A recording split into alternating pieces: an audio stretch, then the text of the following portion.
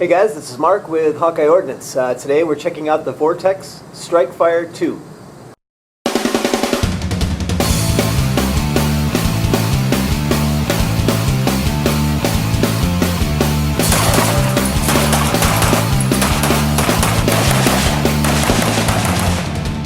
Hey guys, it's Mark from Hawkeye Ordnance. Today we're talking about this beauty riding on the Armalite 13.5. We reviewed this at the round table in the 18-inch version, and I have no doubt this is an excellent gun as well, but that's not what we're here to talk about today.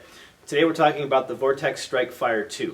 I've been running this optic now for almost 3 years on all kinds of different guns. I've run it in 3-gun competitions and in more like defensive carbine classes and things like that I've taken, and it currently resides on one of my defensive carbines at home. So the nice thing about a red dot like this is it really takes a lot of the complication out of shooting, especially sub 100 yards. At 4 MOA, you can't expect anything better than a 4-inch group at 100 yards. So for me, I run this thing a lot for things like 50 to 75 yards or right up close. It's very, very fun and very fast.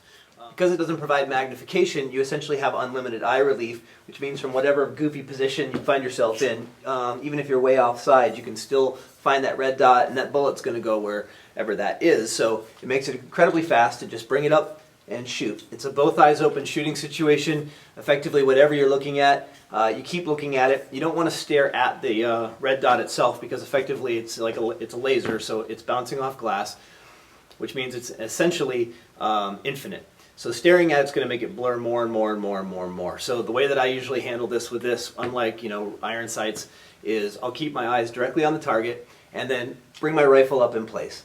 A red dot will just naturally go to wherever my vision is and pull the trigger and you're good to go.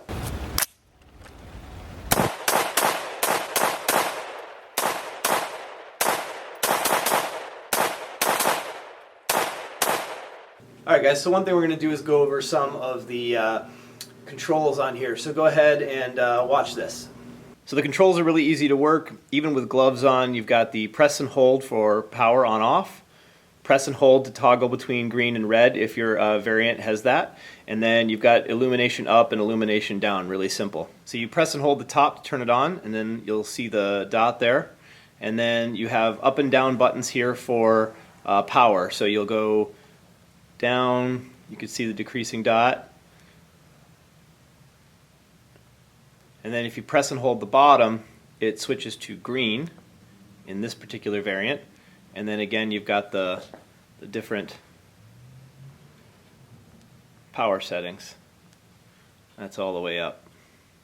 So included with the package, you've got the flip-up caps and the mount.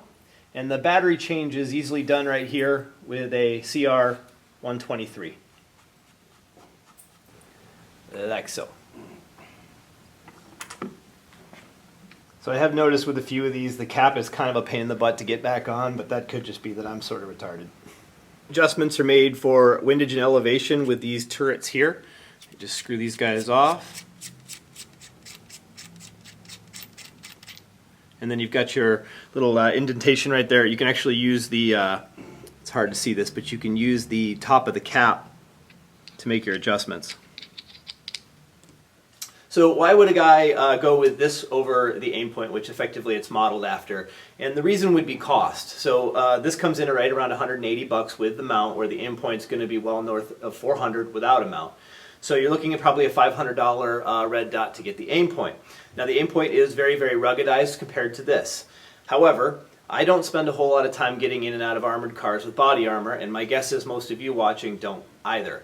I have tortured this optic. I have run it in every conceivable weather pattern here in Minnesota, indoors and outdoors. It's never fogged on me. It's never broken. But even if it were to, I'm not in a combat situation. I can get a drop ship, and one thing Vortex always does is stand behind their gear. So for $180, you essentially have a lifetime warranty on an incredible 4 MOA red dot.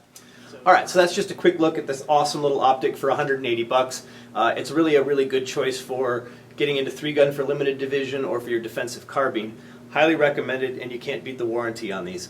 Go ahead and check these out. If you're interested in this rifle at all, this Armalite 3-gun rifle, check out our roundtable review on the 18-inch version. Hopefully we'll get a chance to run this one soon.